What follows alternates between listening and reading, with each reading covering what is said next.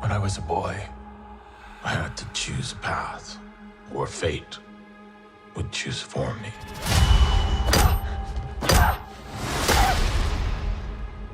I've hurt people, and I'm going to hurt more.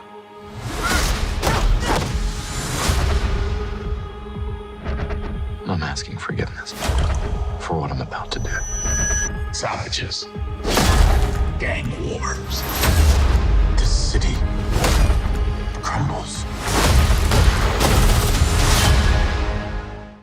Welcome back, everyone. It's Charlie. Marvel just revealed they have new plans to bring back all the Netflix Defenders characters, some cool MCU crossovers that we never got a chance to have when all those shows were originally airing on Netflix, and how they're going to change some of the characters for the better, namely Finn Jones' Iron Fist. Like, we're all looking at you, Iron Fist. Even some crossover with Moon Knight and some of the other newer characters that we've just started to see.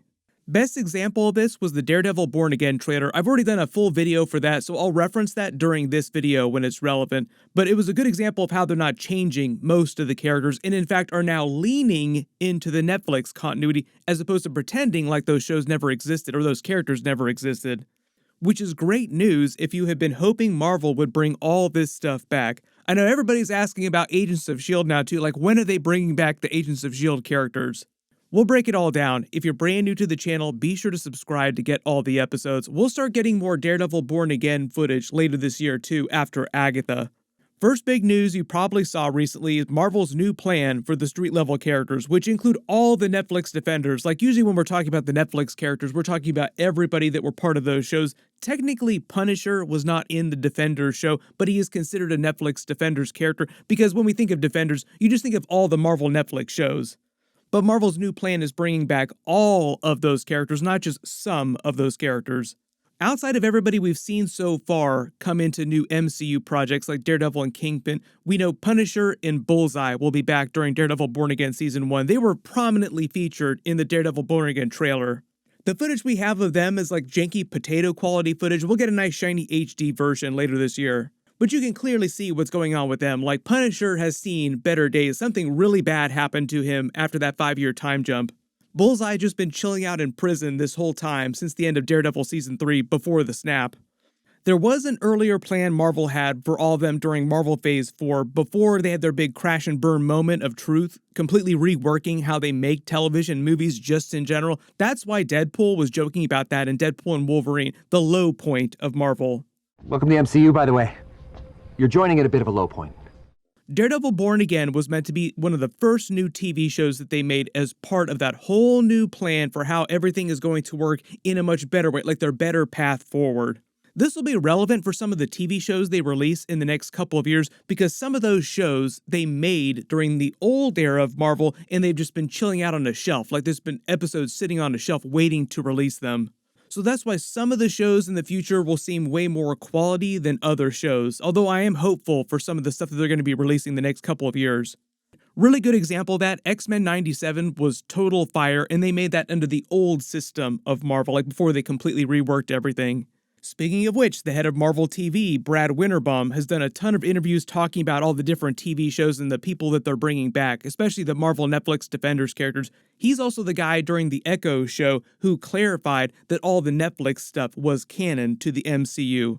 Up until this point, we've been a little bit cagey about what's sacred timeline, what's not sacred timeline.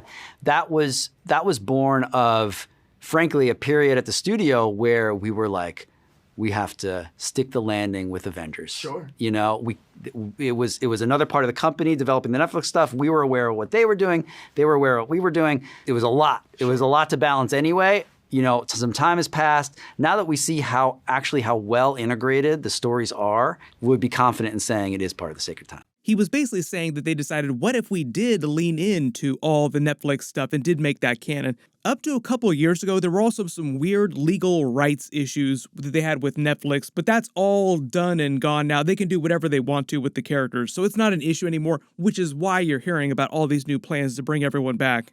The funny thing about that, Ryan Reynolds just did an interview saying basically the same thing happened when he was making Deadpool and Wolverine. Like, he brought back Chris Evans, Johnny Storm from Fantastic Four. He brought back a bunch of X-Men characters. But he said that when he was talking to Kevin Feige about making the movie a couple years ago, at that point, there were still a bunch of rights issues with a couple of the Fox X-Men characters that he was not allowed to use because of those rights issues. So even though Marvel bought all these characters, they got the rights back from Netflix for all the Defenders stuff, there still remain some weird rights issues. Like, lawyers will always ruin everything. You can hear everybody that's wanting a World War Hulk movie in the background screaming, "We understand." Basically, though, this amounts to Marvel canonizing all the other Netflix Defenders stuff. Like, the minute they chose to canonize the Daredevil stuff, all the other stuff sort of came with it. The only exception is supposedly that they will be tuning, and I think the right word is tuning, Finn Jones' Iron Fist, so that most of his backstory from Iron Fist Season 1 and Season 2 is still canon, but they fix a lot about the character that was not working when they were originally doing that on Netflix. If you have not watched any of those seasons of Iron Fist, you can skip Season 1, just watch Season 2. One of his best episodes as Iron Fist was also a Luke Cage Season 2 episode crossover where he went full Heroes for Hire team-up with him. But everyone else, Luke Cage episodes, Jessica Jones episodes, Punisher episodes, as you'll see during Daredevil Born Again, will be canon without any real changes needed. Most of what they did with those characters on all those shows was absolutely fantastic, so that's why they do not want to change a lot of stuff about those characters. Marvel's new plan, and this will make total sense, like why didn't they do this before, is to use Daredevil Born Again to reintroduce everyone to the street-level Marvel characters. And when I say everyone, I'm talking about the audience. That's why they're doing multiple seasons of the show, and they planned for it to have multiple seasons going into it. Like, they knew that they would be doing multiple seasons, so they were able to make a better plan instead of trying to do things on the fly. There are a lot of these Marvel shows the last couple of years where they didn't know they were going to do Season 2, so they'll scramble to try and come up with a Season 2 story, as opposed to having planned that out when they started. Not everybody is coming back during Daredevil Born Again Season 1. There's only going to be 9 episodes of that. Punisher and Bullseye are the biggest new Netflix characters we know are coming back during those, that we haven't already seen in other stuff.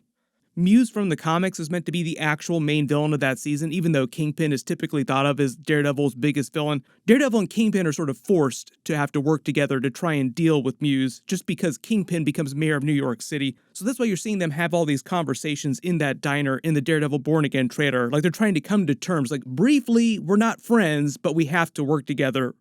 Bullseye comes into the season still in prison, then looking for revenge for what happened during Daredevil Season 3. Punisher's arc is supposed to be mostly set up for a much bigger arc that he gets in Daredevil Born Again Season 2, but I believe during Season 1, all the footage that we've seen is you actually see some of the police wearing the Punisher logo. I think some of them are meant to be corrupt or like dirty cops, and Punisher goes after them, because you can see him and Matt in some of this footage going after a bunch of people on the street. I think those are meant to be some of the dirty cops. There has been talk about them doing a Punisher revival series. For those of you that want them to do more Punisher, like Punisher Season 3, that's effectively what it would be. And a couple of years ago, before Marvel made all these big changes to their plans for how TV and movies work, Jessica Jones, I think, was supposed to come back earlier and be a bigger part of the story early on, when I think Daredevil was still going to be 18 episodes for Season 1. That's all changed now. That's been delayed. Now she, Luke Cage, Iron Fist will be brought back in future seasons, maybe other street-level shows too, because we have Hawkeye Season 2 they're working on. There's also that Miss Marvel Season 2 they'll probably eventually wind up doing. And there's a couple unannounced street-level Marvel shows.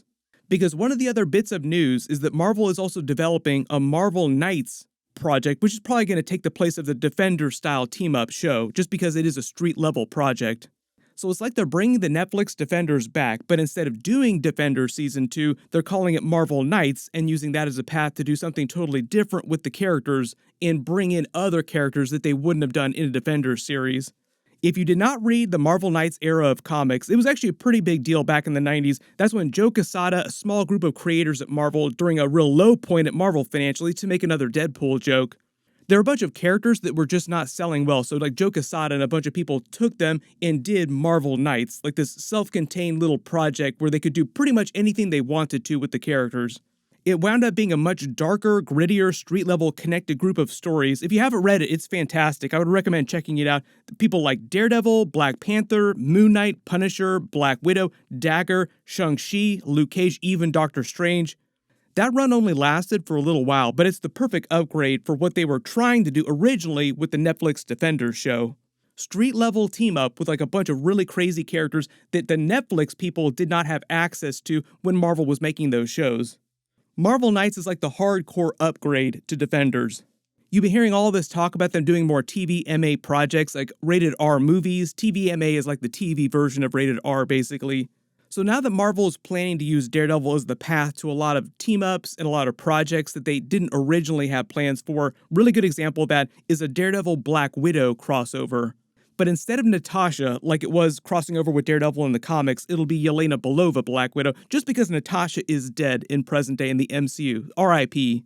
Marvel hasn't said when they're going to do this Marvel Knights project. It sounds like it'll be a TV show because they're pitching it like it'll be the upgrade version of Defenders. I'm not expecting it for a couple years at least. Like we'll see a couple seasons of Daredevil before that happens.